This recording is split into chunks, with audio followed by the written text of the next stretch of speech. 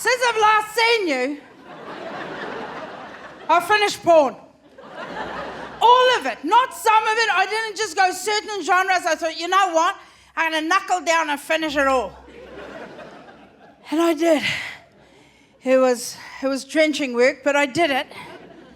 And here I am to tell you that straight people, you're sick. Because honestly, porn is a straight people's game. It's not for lesbians. But I thought, I want to go see what you are into. And you're sick, sick people. And horny too. There's no one more horny in the straight people category than step families. You know how horny step families are. You know, you filthy bastard. Step families come out horny. I started watching it and I thought, like, stepmothers are like washing machines from the 1980s. They take load after load after load. Just shake a little at the end and then there it goes. Step-sisters, not very bright people. Everyone has to teach them a lesson. You know, because I do this job, so then I always get people who slide into my DMs, not with any dick pics or the decency of a nice pair of tits, no. I always get the requests going, hey, we're coming to your show tonight, and we're bringing the whole family. And I'm bringing someone that's really close to my heart, that actually changed my life, and I was wondering if you could do a little shout out to my stepmom.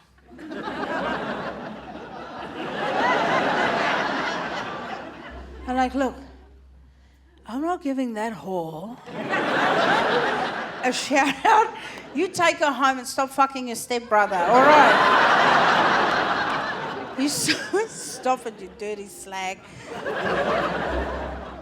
I realised that not all avocados are the same. You don't know till you know. Like, you know, when you buy avocados, it's top of mind the whole time. Like, if you've got avocados at home, you're thinking about it right now.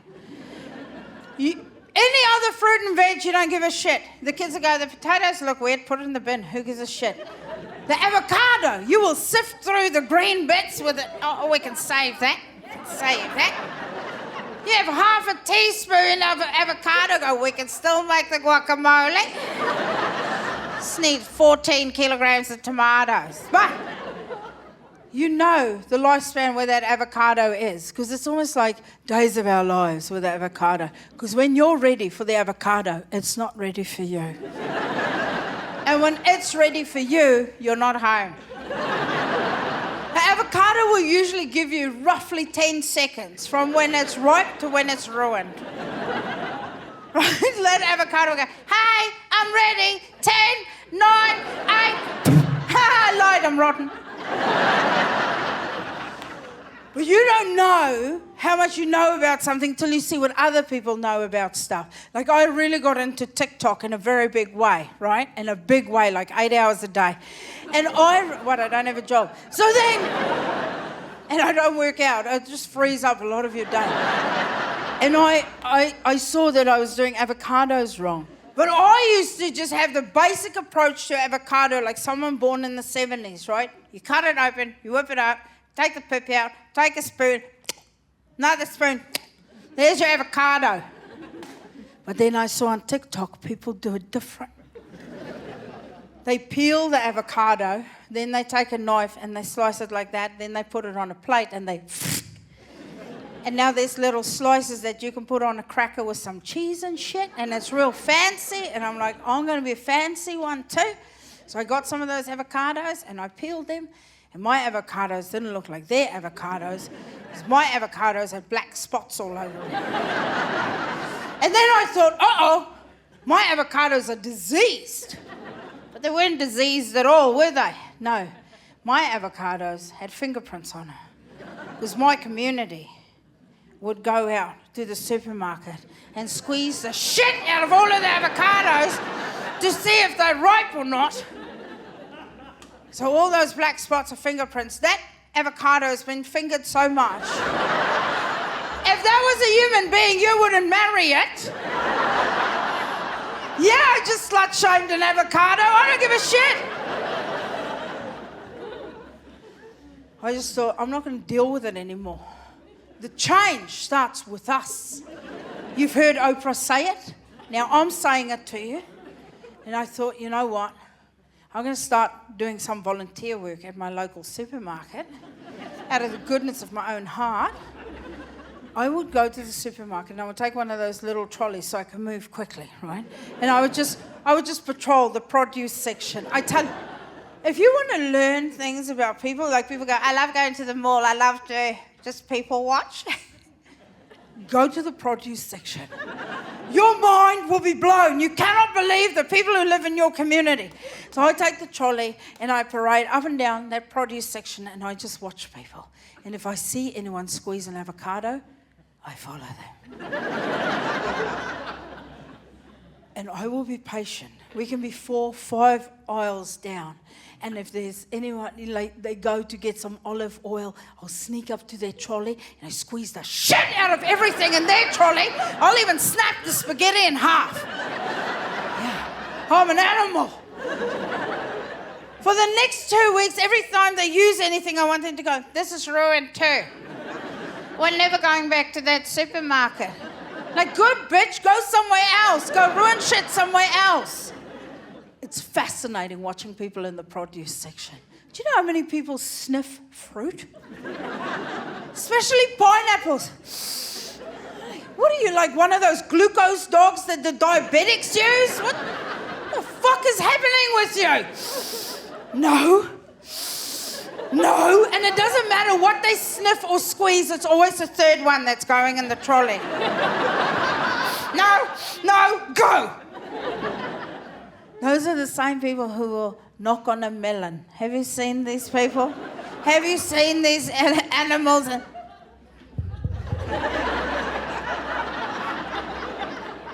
The best is they wait for a response. I just want to sneak up behind them and go, help me. I tell you what has happened. COVID came in and stole my fuckable years. Yeah, you don't know. You think you know everything, but you don't. Like, when COVID hit, I was in my mid-40s, which is a very fuckable age. It's a very fuckable age. That's when women start going through their sexual prime.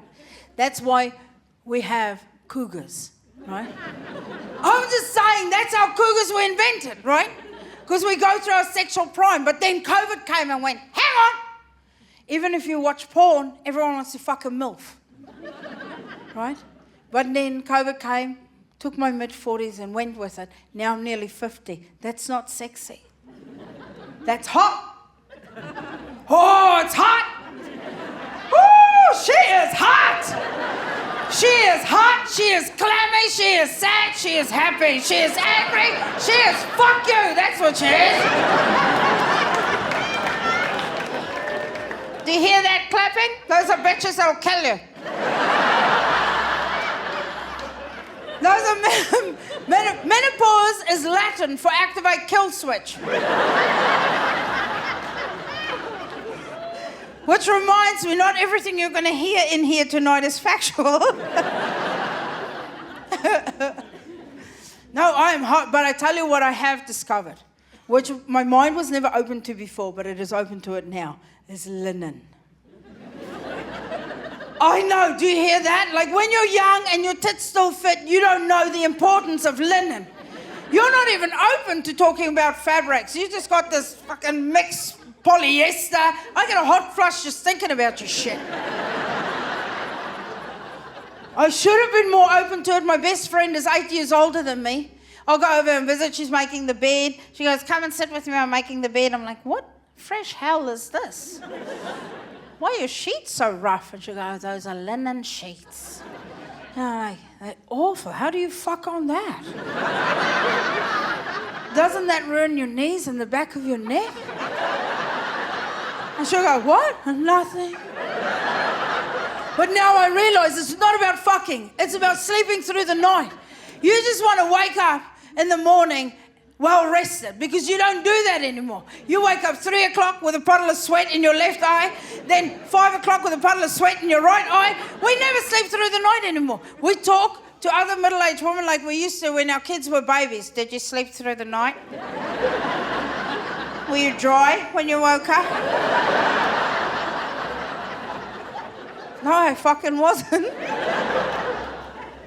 I wear mum linen pants when I go pick the kids up at school, and all the other mums are wearing exactly the same pants. You know those mum linen pants that don't go to the ankle or the calf, they just there.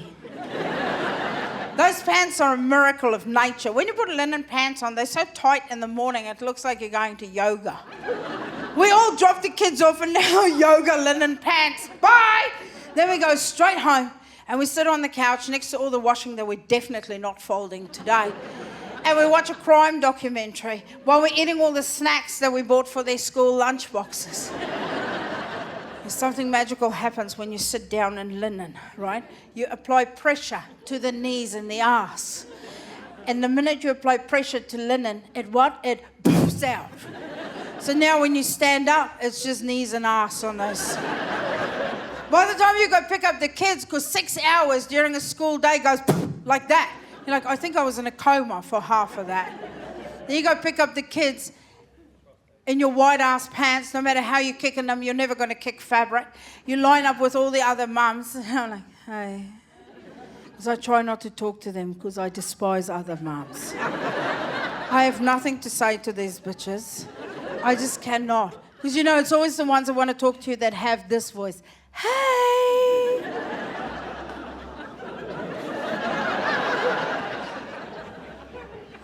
I can't match that energy. I try, hey! I sound like I'm about to kill one of them. And those are usually the ones that call other mums, mum. Have you heard this? Hey, mums. I have a very simple rule. Unless you sucked on my tits, don't call me mum. It's a basic, simple rule. Have you sucked on my tits? No, don't call me mum. So that leaves half of Johannesburg. Some people are...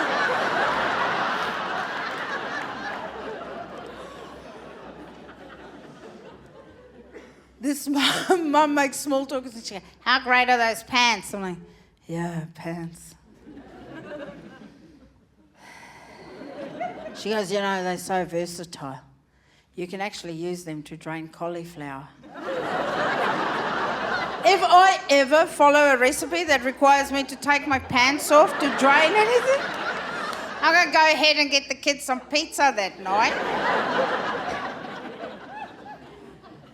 My fuckable years are gone. I can't. I'm so hot all the time. I want to kill all the time. And COVID wouldn't fuck off. It made us more alert, don't you think? Like we're more in tune with our spidey senses. I'm more prone to say, ah, now than I ever were before. Especially when you get a call from your mother-in-law and she goes, I think I'll come visit. Ah! Because I'm still so tuned in to snap lockdowns. I'm not risking that bitch staying with me.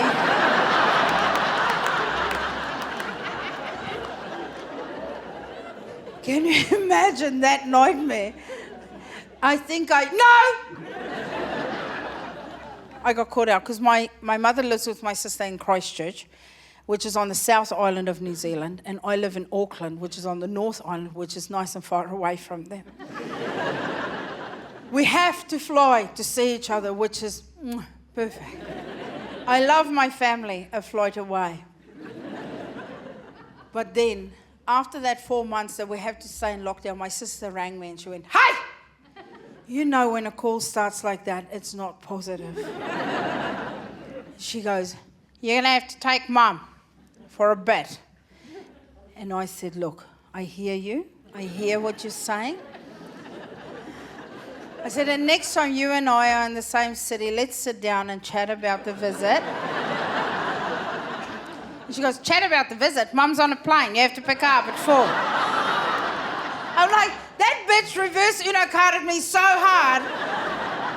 She goes, she's on a plane. You're picking her and Oscar up at 4. Damn it. Because you can't not pick up your mum. I tried. She's got my number. So I go pick up my mum and Oscar. Now, my mum is my mum, and Oscar is her ginger cat.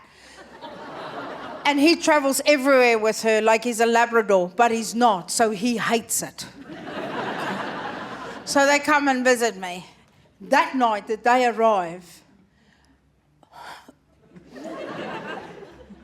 Auckland goes into a snap lockdown for 4 months.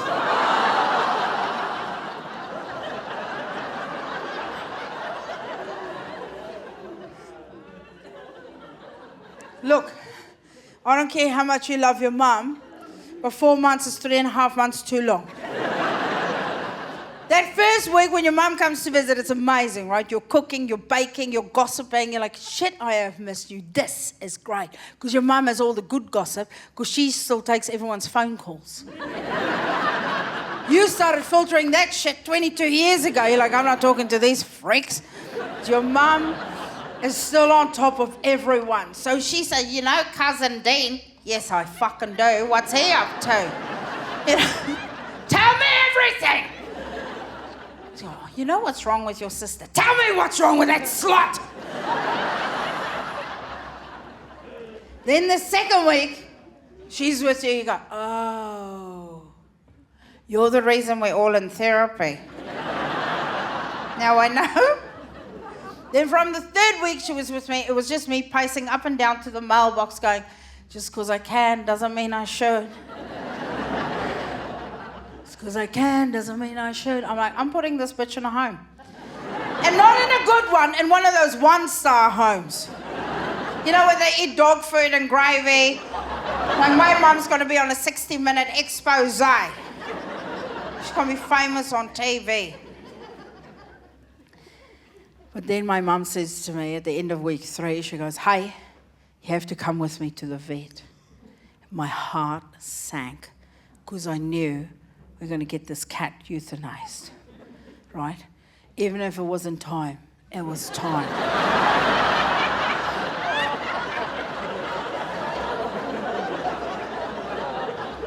Now, I can see some of you already tensing up. Hear me out. This is a very, very elderly cat. Very elderly cat. Like, every childhood memory that I've ever had includes this cat. And I'm nearly 50. There's a photo of my sister's house of me on my very first day of school, just standing there with my little school bag and my hair in pigtails, and that cat is sitting next to me, just looking at me. I remember the day that cat joined our family. I was about 3 years old. I was riding my trike in the driveway, and this adult cat walked into the driveway, and he just took the cigarette out. And he said, hey, little girls, your mama home? And then they became soulmates. And okay, that last bit isn't true, but that cat is fucking old, is what I'm saying. And he smoked Gunston Plain, like he's an old cat.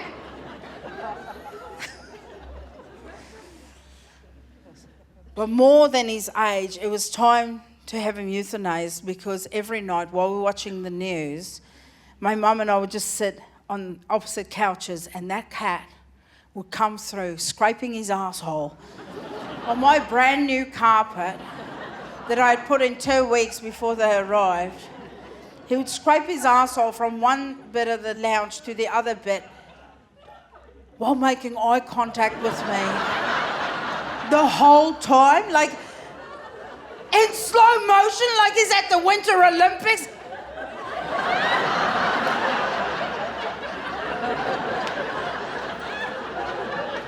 I knew it was personal, because not once did he just look at my mum and go, what do you reckon? No.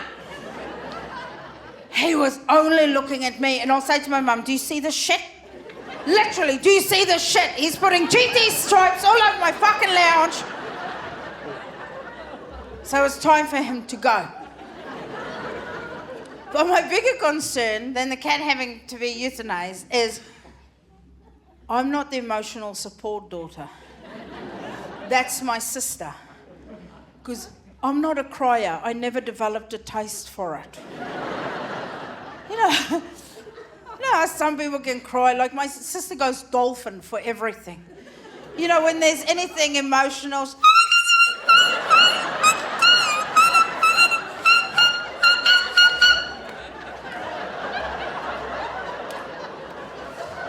We're at a restaurant and the waitress brings like an extra plate of dessert and we go, we didn't order that. And she'll go, oh, I made a mistake, you just have that on me. And my sister's like, look, we all like tiramisu. Calm down. But I also knew I couldn't, after having this cat for nearly 40 years, just go in. I'm spitballing. Like it's not in the Guinness Book of World Records. I couldn't just go with my mum to the vet and go, well, that's that. I knew I had to put on a face for it. Now, I've seen sadness, I've seen criers, right? And if you're not a crier, here's a hot tip for you. If you want to look like you're real sad, close your eyes a little bit, show some teeth, and if you really want to pull off the emotions, just tilt your head back. Not fucking hard at all, is it? You want to go deep, like Oprah deep, rub their backs. So I'm in the bathroom practicing that. But truth be told, if I'm going to open up to you here tonight, the God's honest truth is I thought we could deal with this little situation ourselves. What? What? Don't grab your face, what? Like, okay, fuck it. I can see I'm dealing with some suburban fucking softies here. You would have known that I grew up on a farm in South Africa. And we deal with this shit ourselves. You don't want to pester a vet to have them euthanize an elderly cat in Africa?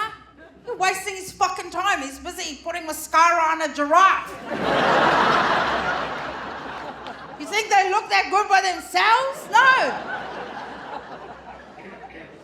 So how we do it, when you have you just have a bucket of water filled to the top. Fucking listen first.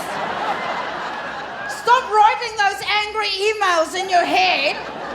This could be a teachable moment. I'm opening the door to a new thing you didn't know. You can go, well, that's interesting. Let's not do that. Or, fuck, that's interesting. How big a bucket do we need to get for Uncle Jim? You know?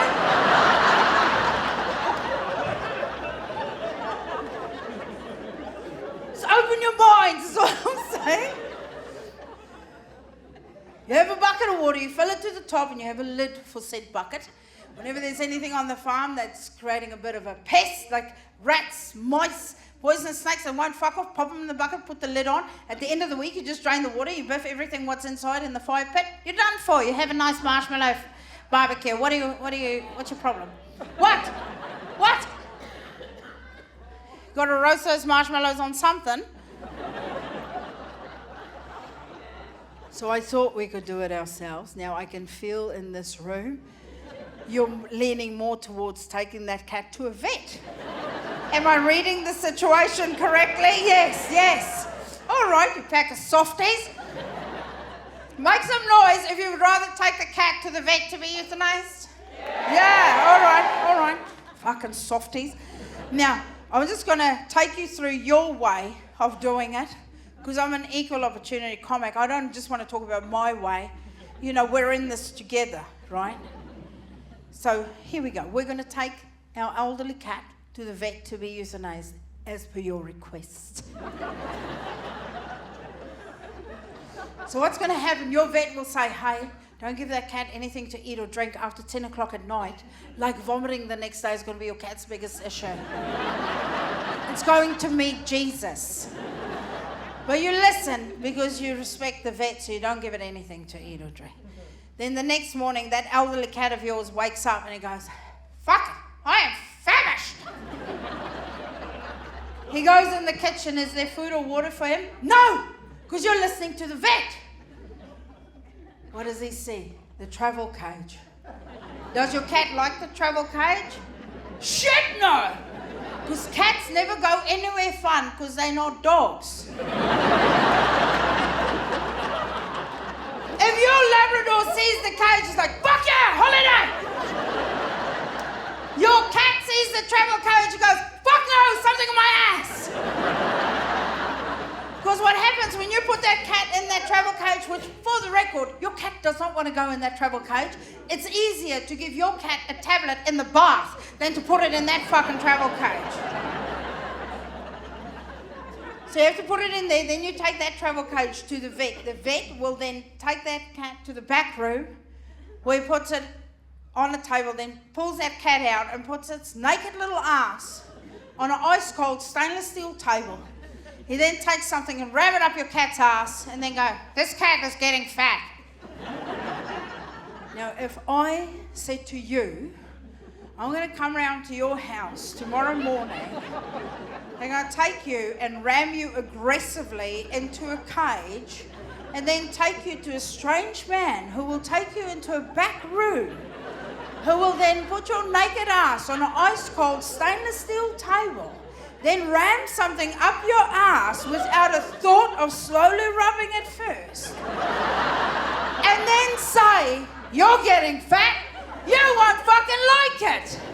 Now, I used to say, nobody fucking likes that, but then people started sending me links of people fucking liking that. Because apparently there's literally a link for everything online. So most people won't like that, and your cat does not like that. Then your vet will have to find a vein in your cat because he has to pump poison into it. Because remember, he's murdering your cat. I mean, euthanizing. Let's not forget why we are there, okay? He will then start looking for a vein, but he's not going to find one because your cat's dehydrated, because you haven't given it any food or water since 10 o'clock the previous night. So the vet is now going ding, ding, ding, ding, ding, and he can't find a vein. Eventually, your weak elderly cat will go, fuck, put me in a bucket.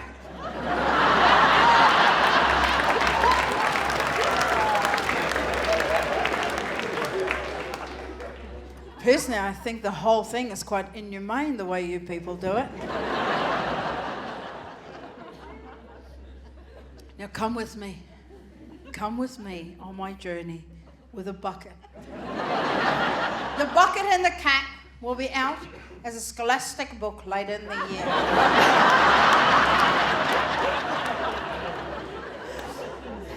Just waiting to hear back. Struggling to find an illustrator, actually.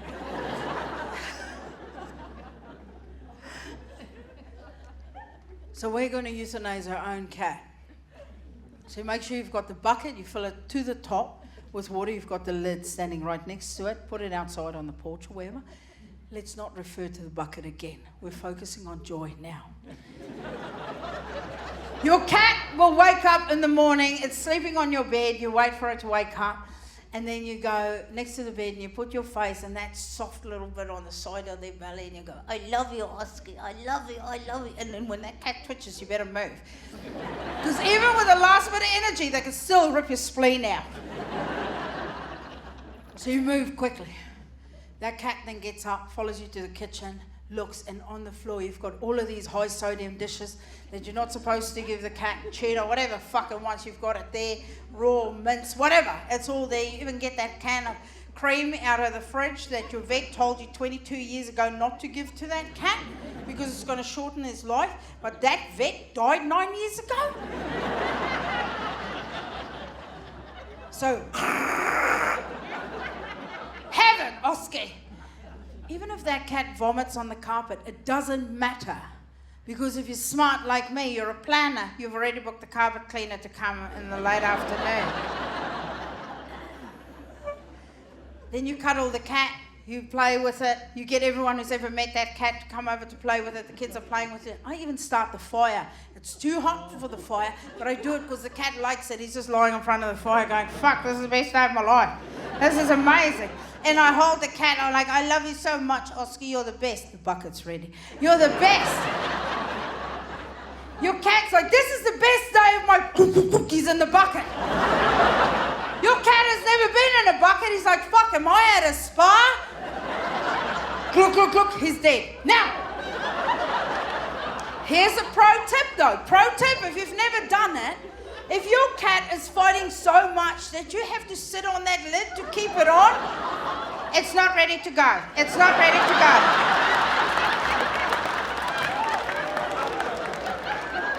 Then it's like grandma. If she can fight the pillow off, she gets one more Christmas.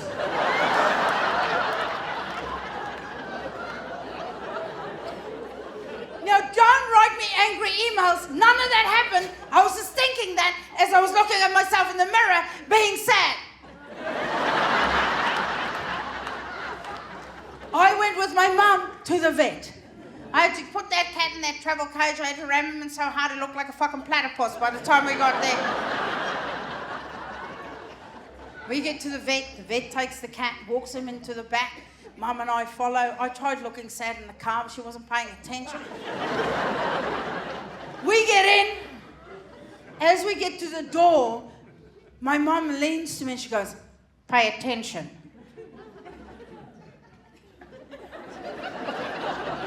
What? You know when someone says something, you go, was that to me? Who are you talking? I didn't because when will I ever need that skill set again? All right. So I just followed her in, and I was standing next to her, and I was being sad for her. And I even did the seance. And but my mum was really annoyed with me for some reason, and she kept going, I didn't know what that meant. And then every time I looked at her, she goes, I still didn't know what that meant. Then my mum got so pissed, she said to me in Afrikaans, so that the vet wouldn't understand, she goes, go and stand on the other side of the vet and pay attention. Now, I said that in English. You don't suddenly speak Afrikaans. I don't want you to think that we had this bond now. This weird trauma bond that now you speak an additional language. I did this so everyone could understand. So I then stood on the other side of the vet, which I didn't understand because I was just saying arsehole and elbows on this side. I was no good to her at all. She looks at me, she looked a little bit happier. The vet grabs the cat and starts squeezing its asshole, and shit popped out of that cat. In that moment, I regretted not floating the bucket idea. So I'm like, how are we killing this cat? They are literally squeezing the shit out of him.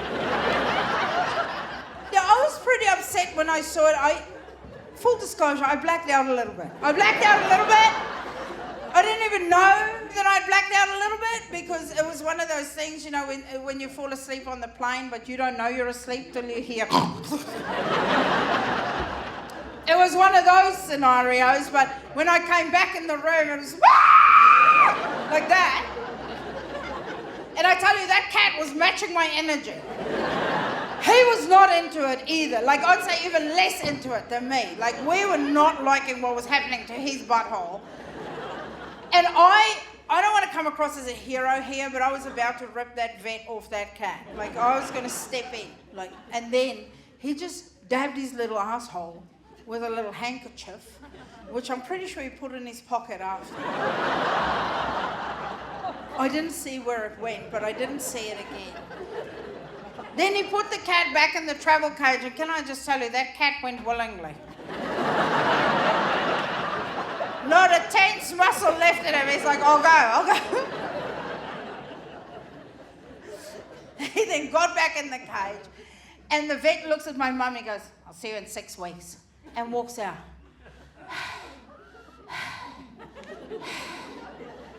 I couldn't believe it. My mum looks at me, she goes, did you see? Did I see?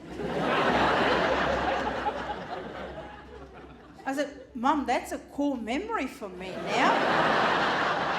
Next time I'm on a plane and I'm not allowed to go on my phone, I'm going to be seeing that in high def over and over. I go, that was a lot.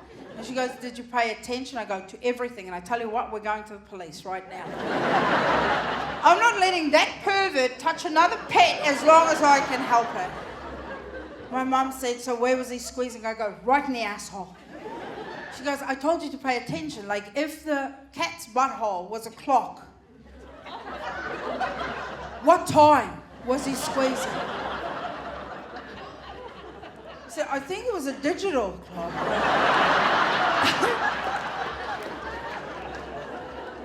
I was shocked. She goes, this is disappointing. I told you to pay attention because I think we can do this at home. No! No! Fuck no!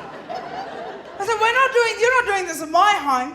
I said, let's not penny pinch on this one. I'm happy to pay for a brand new asshole for this cat. We can get an asshole transplant for this cat. You don't hear about it often, but you can get it done. Like, there's a lot of cyclist assholes on the road now. Because they fall so hard, their assholes just fall out, and you can get one of those. They're pretty tight. I was fucking shocked. We went back home in silence. Like, I did not. We got home, and the kids were so stoked to see that cat. Because on the down low, I did tell the kids, say goodbye to this cat, you're never seeing it again. And when we're gone, get rid of the bucket and let the carpet guy in. So when we got home, the kids are so happy. My daughter's like, it's a miracle. She says, I want to be a vet one day. I went, no, you don't. No, you don't. I said, you get freaked out when you see the goldfish float around with that bit of poop behind him. And can we just agree? Come on, goldfish, fucking snap it off already. They must have the weakest assholes on the planet. It's like the week after Mardi Gras. Come on, man, snap it.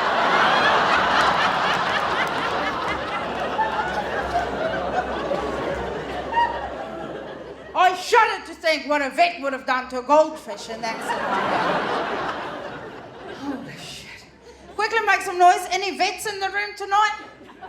No, because they're at home washing their hands. I tell you what I found fascinating during that whole COVID thing. You know, that 4 months where we had to be away. They were showing us all the stats, right? Like the pollution, how the pollution has just fucked off, and how the rivers were running clear. We could see the fish again, and everything was just better. And I'm like, hang on, they're making it look like we're the problem. I don't think I like that one bit, because it seems fucking true. But the one thing that really stood out for me was the stat that Google released. And they said that globally, we were all sort of looking up very similar things across, every language. Our top 10 things were very similar. But the number one thing globally matched up in every country. Isn't that fascinating? Do you want to guess what we were Googling while we were in lockdown? Porn. Who the fuck Googles porn?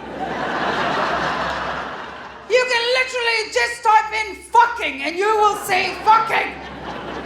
I love how confident that was. Porn, like he doesn't have a little bookmark for Pornhub and his preference in there. Come on, porn. No one Googles porn. What else do you want to guess? Baking. Baking? No. I mean, it was in the top 10. What was the other thing? Linen. Linen? Close, but no. The number one thing that we were looking up globally was how to legally separate from a partner. Isn't that fascinating? In countries you've never been to, in languages you don't speak, there are people sitting in their lounges having the same thoughts as you, like, how do I get rid of this dickhead? I was blown away. They had spikes in South Africa, New Zealand, and Australia, like off the charts since records began of people filing for legal separation and or divorce. Isn't that fantastic? No, I mean, statistically you go, wow, that's really fascinating. Like, I was blown away by how many people had just gone, this thing plus this marriage is too much. Just quickly, if I could just for my own benefit, just make some noise in this room if you are still with a partner that you went into this pandemic with. Did you hear that, Joy? Woo!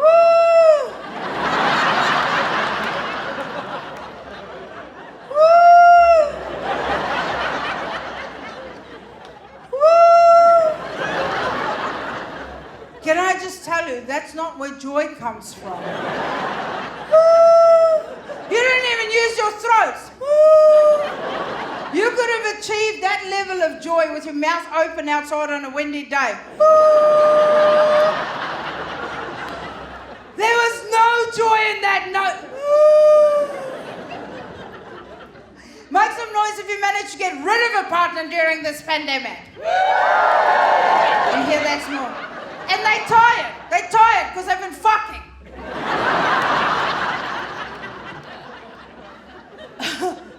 I was blown away by that stat. Now, of course, I'm no relationship expert, but can I just say, I think it's important to stay emotionally fluid.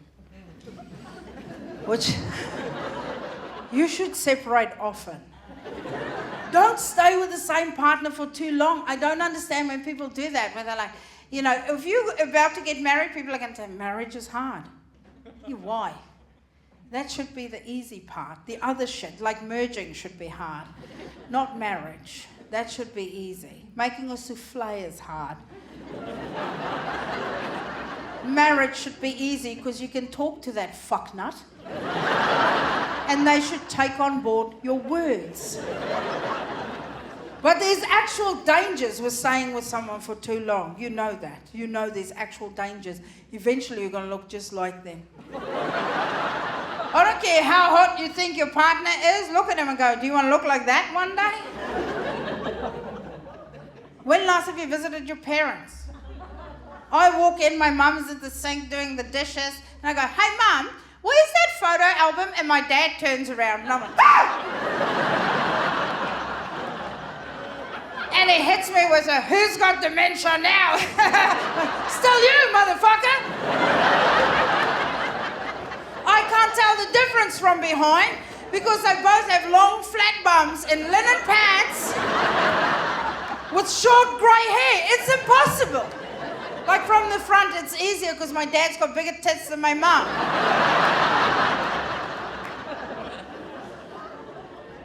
That's not the only risk. You know, if you've been with someone for so many years, you know, those people who stay married for like 50, 60, 70 years, there's huge risk in that. Huge risk in that. Because, you know, they always, you know, it's so sweet, those couples, when they show them, because you'll know about it, they'll show them on the news, usually after the weather. And they'll tease the whole news bulletin after the weather. We've got something so sweet. Don't we, Stacey? We know Stacey doesn't think it's sweet because we read in Women's Day she's been divorced 4 times. But when they finally show that elderly couple, they're both yay high and propped together on a couch. You just know someone placed them there. This isn't their natural state. They're sort of leaning into each other like this. And then they ask questions, but only the woman speaks. Because the man has no more words. He has used up his allocation over the years. That's why old men start grunting because they're not sure how many words they have left.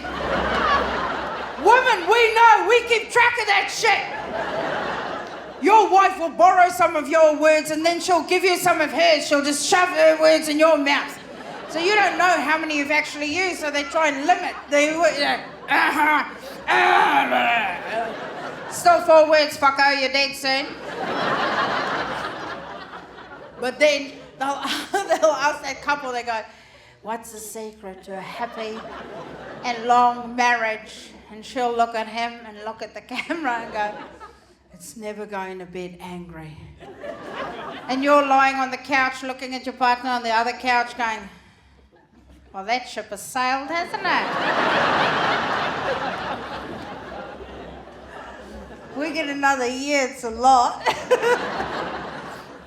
You know, the danger with that couple is he's going to die on Monday. She's going to go ahead and die on Wednesday. And people will romanticize that. They'll go,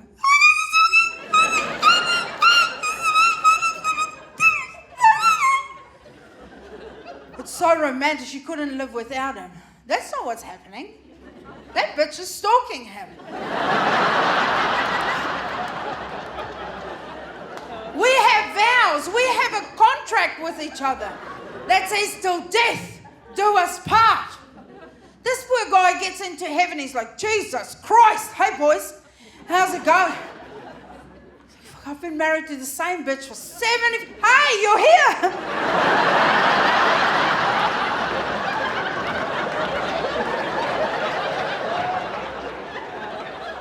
That was quick.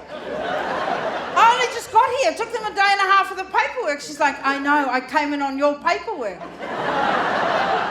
Why? Our contract says till death do us part. Shoo! Go on, get! You don't like that? You're romanticising it. I quickly want to tell you a side story because we don't have time for it. No. So my wife's grandmother, Phyllis, she's 96 years old, and she died in December, I know. 96 is a good age to get to, right? Yeah, as a cricket fan, I would have loved to have seen her get to 100. She played off the front foot all the time. Avoided a few LBWs, if you know what I mean. But 96 is a good age. She was born on the family farm. She was raised on the family farm. She had all her kids on the family farm. And then she died on the family farm at 96. But the minute she died, everyone was like, she's gone to be with Stanley, her late husband. Let me tell you about Stanley. I've never met Stanley. Because Stanley died suddenly from a massive heart attack at the age of 42 on the back paddock. They said he was dead before he hit the ground, right? Now, Stanley was a wildly attractive man. You know those people, when you see their photos, you're like... Like, it's just on the farm, like the wedding photo. You know, the normal old people photos, there's three. There's him with a young guy, a young man, in a button-down shirt, and then the wedding photo, and that was that. But I look at those photos, and I'm like, whew. You know when someone's so hot, you start questioning your choices? And then you remember being gay is not a choice.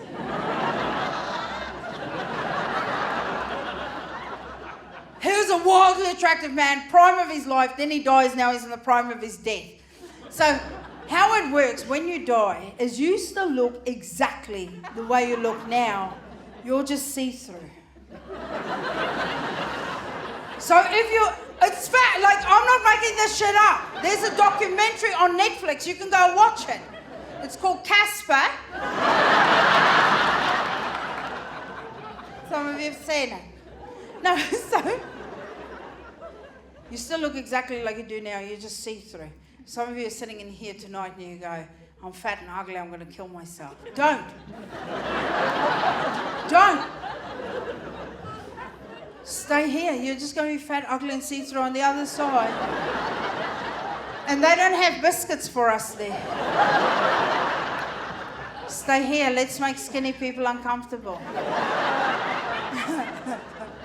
I have a little thing to entertain myself before I get on a long-haul flight. When I walk into the plane and you see people, those skinny people watching, no.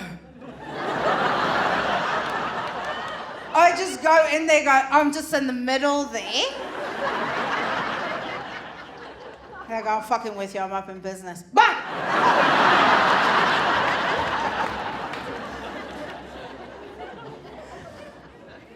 Anyway, so Stanley's dead. Now, he goes to heaven. And when you get to heaven, this is how it works. You get to heaven.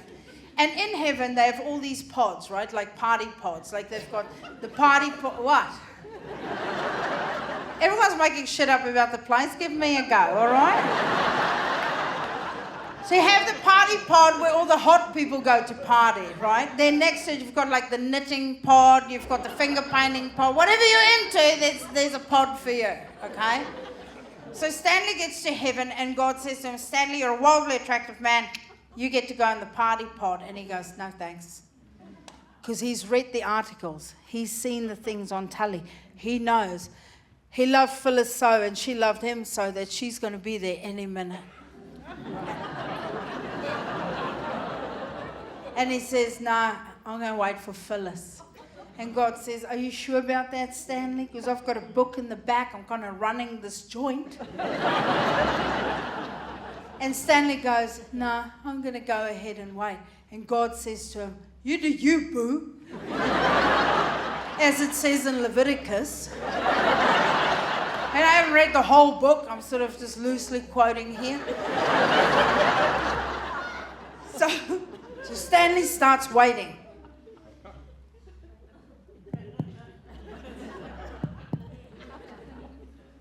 Yeah, I'm new. It's weird, I'm see-through here. He had a pie before.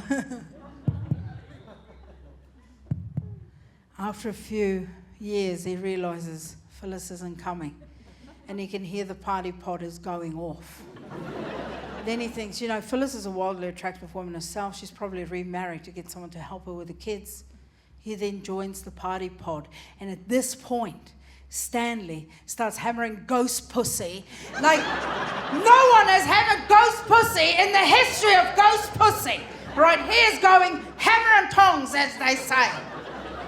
So one day there's an announcement. Stanley, can you come to the gate, please? That's Stanley to the pearly gates, thank you. So Stanley leaves the pod and he goes, hey! You keep that ghost pussy on ice for me, I'll be right back, all right? He gets to the pearly gates and who's there but Phyllis? He gets a fright naturally. She has shrunk 3 foot, I was like, holy shit, global warming is real.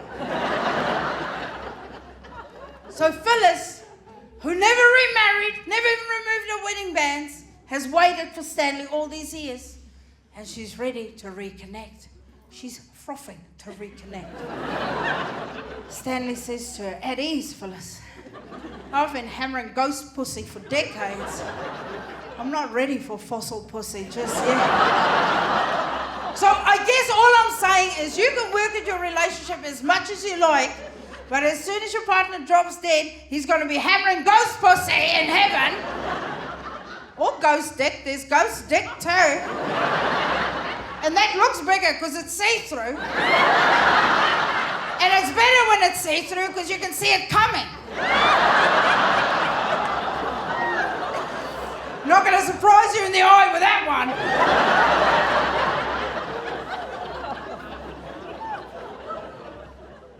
I'm just saying relationships are hard. That's all I'm saying.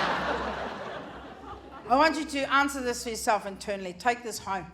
Would you, knowing what you know today, and with the path that you have walked in your marriage, would you get married again if you knew how often you'd be fighting about towels? I think every major argument in a marriage can be tracked back to towels. You think she's fighting about, you know, your spending or your... It's not that. It's because you left a towel on the floor. The amount of times it's yelled in a marriage, who used the good towels? Why are you using that towel? Don't use that, that's the dog's towel. Stop touching that towel. Pick up that towel. Why is this towel wet? Why is that towel too dry? Why does this towel smell like that? Why can I break this towel in half? There's so much. I am so triggered by towels. I'm not even lying. I have once seen a whole lot of towels in the dryer, and I told my wife that I had a gig out of town, and I left for the weekend in the hopes that she would sort it out before I got back. Because I can't handle the stress. And you're like, you're so tense. I start folding the towels, and she just walks past. That's not how we fold towels in this house. Like, my relationship's not perfect, you know, because I'm a touring comic, so I'm on the road about 300 days of the year, and we travel as a pack. So right in the beginning, my wife said to me she's scared of flying, which is a huge problem because that's how we do it. Because it's not 1912. But, you know, I'm nothing if not supported. So... what I would do, if I know we have a flight in the morning, I would go look up the safety specs of that plane. I would look up all of the details. I go, it's an ATR-72, it's the safest plane in their fleet. This is how many seats, this is the quietest seat, this is the one with the most recline, that's where the toilet's located. I even make shit up about the pilot. Because I don't know why they keep introducing themselves. They're not famous. No one gives a shit. No other job on the planet. You don't get to the supermarket and they go, welcome to checkout number 3. We've got Stacey here checking out today on the Olympus 3000. Now, the conveyor is running at roughly 0.0029 kilometres an hour. Yeah, your loyalty card don't mean shit. You want to sign up? Well, recently I flew to Dublin and they were real casual with the introduction of the pilots. They just came on and go, g'day, today, well, not with that accent. Today we've got Alana and Matthew flying into Dublin. And I looked around and not one person even lifted their heads off their phones that were supposed to be in flight mode at that time. I do all of that shit for her. I mean, not anymore. I've now recorded all of the audio notes. So before we get on a flight, I just airdrop her that shit. If you've got an Android phone, you're going to have to Google what that is. What she said to me, she goes, you know what, I'm not scared of flying. I'm scared of crashing. Yes. We all are. When we're in the nosedive into the fucking Pacific, no one's going, fuck yeah! We're going directly into a mountain. Fuck yeah! Matthew and Alana are getting it done today. No! We're all scared. That's why the brace position is this. So you can shit up your own back. That brace position is not a life-saving measure.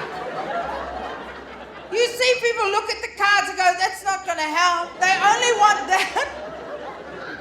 Because once the plane has crashed, there are people who have to go around after they've put out the fire to pick up body parts, right? And it's usually your teeth that's left. And they have to put that in a little baggage for testing. That's why you're doing it in the front, so they don't have to go sift through piles of shit for the teeth. The whole Boeing is not designed very well for a crash. Like, you know you're not going to survive. Like, quickly make some noise if you've survived a plane crash. Do you see what I'm saying? Why even bother with the safety features? We're going to fucking die. Let's make this shit fun. The first thing they say, like, you know, we're about to crash. What do they give? What drops down from above your head? Oxygen. You know what oxygen does for your brain? Wakes you the fuck up. It wakes you up. You have crystal clear thoughts. You can remember stuff. You can remember your own birth. You are so wide awake and so alert. My mum was right all these years. You're going to be wide awake when your anus slowly curls over your brainstem. I've applied for a job at Boeing because I reckon the first thing, if they know we're going to crash, there should be a button that pops out in the headdress in front of you. A little mouthpiece with, you know, that clay from the dentist that you have to bite into. So that when they retrieve that, they can just do it with those tongs that you see people...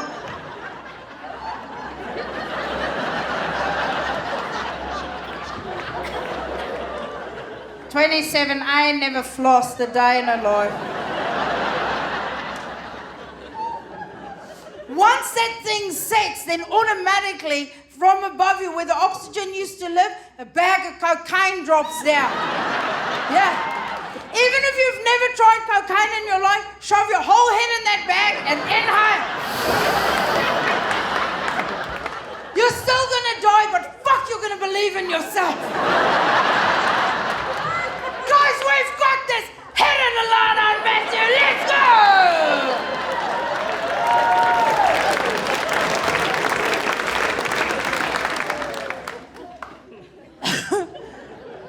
But then she said to me, she goes, look, it's not the crashing even that frightens me. I'm like, fuck, all right, what's left? It's not the cuisine. She goes, it's that bit when you're flying and you must realize this plane is going to crash till when it actually impacts. She goes, that can be seconds, it can be minutes, we don't know because no one's alive to talk about it. But she goes, that's the thing that scares me. That is my darkest moment. That's the thing that gives me anxiety, that gives me panic attacks. And then she asked me to do something, and I'm going to share it with you now, and it's going to sound weird when it hits your ear holes. But just push through and sit with it, okay? She made me promise. She said, if we're ever on a plane together and we realize this plane is about to crash, she goes, I want you to kill me. I told you it's going to hit weird. But hear it. When I heard that, I thought, wow. She trusts me, the person that she loves most in the world. This is before we had children. Now she'll use me as a human shield at a Costco sale. But she trusts me enough that when she's in her darkest moment that I will remove her from that. And I thought that was really romantic. Initially. But then it hit me. I'm on that plane too. But I don't get to experience any terror because I've got one more fucking chore to do. It got to a point we can fly domestic, like we'll fly Sydney to Melbourne. As soon as I get on the plane, I start making a shiv.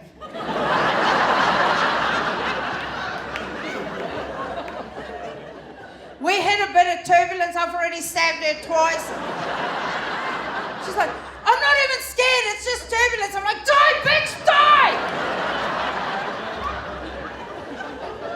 So we got a divorce. Yeah, we were one of the statistics during COVID. We didn't make it through. We divorced. Don't worry, we're lesbians, we're still best friends. We still share the Labrador, we never fucking let go. We know the amount of training we put into a partner. We keep them. We can introduce them to someone down the track.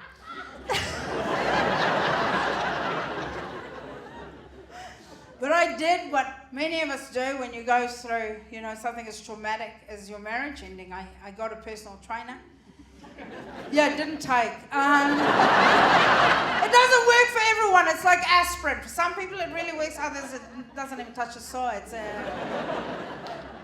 I struggled with this kid because he became obsessed with me. Like he was honestly obsessed. And he kept calling me champ, which was confusing for me. Every day he's like, hey champ, how much water did you drink today? I'm like, 2 liters. I mean, I didn't, but I read that somewhere. And I'd be so happy about it, and I couldn't help myself. Yeah. And then he goes, that's amazing, champ. Let's try for 5 tomorrow. I'm like, okay. And then the next day he's like, hey, champ, how much water did you have? I go, 10 liters. He's like, that's phenomenal work. Let's try for 50 tomorrow. Okay. Next day, how much water, champ? I go, I fell in a water tanker. And I drank my way out. He's like, that's phenomenal. Let's try for 2 water tankers tomorrow. Like how much water I'm drinking and how much I'm sleeping. Every time he'd see me go, did you sleep? Did you get some shut-eye? Did you get any sleep? How much did you sleep last night? Did you sleep well? Are you rested? I'm like, who the fuck is sleeping? I'm up all night pissing. Mate, you have to decide. It's either water or sleep, but I can't do both. Because now I'm up in the middle of the night having a panic attack, eating a sleeve of Tim Tams. But I knew it wasn't going to work out with me and him because one day after a particularly vigorous workout, he said to me, just to try and get me up off the ground, he goes, Ursh, I want you to remember that the dopamine hit that you get after a workout is bigger and higher than the dopamine hit you get after sex. And in that moment, I knew this kid doesn't know how to fuck.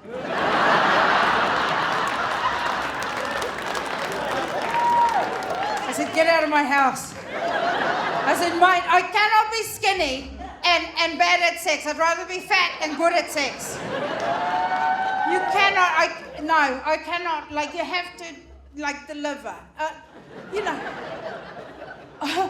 Just think about this for a second, and sorry to get all deep and meaningful on this, but, your body is your home. This is where I spend all of my time. All of it is in here. Much like my home is my home. And I have children, so it is a messy home.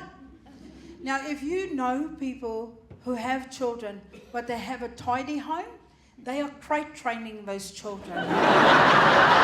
There's no way you can have both. You cannot have children in a tidy house. There's some abuse happening. I'm sorry. Okay? You have to let those kids in the house at some fucking point. But when people come over to your house, they see the mess, you go, excuse the mess, blooming kids. But then you get them inside, you make them feel welcome, you give them something to eat. They no longer see the mess, do they? No. And it's the same with your body. The first time someone sees you naked, you go, excuse the mess. Blooming kids. But then once you let them inside and give them something to eat, they don't see the mess anymore. Brisbane, you've been absolutely amazing. Thank you so much.